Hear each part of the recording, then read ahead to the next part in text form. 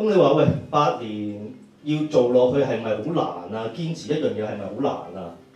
嗱，真係好老實講啊，細細同阿哥冇講錯，其實真係唔係好難嘅。大家記住兩個重點，我覺得做任何嘢都係第一，做咗先，做會攰噶嘛，唞嚇唔做擺喺度先。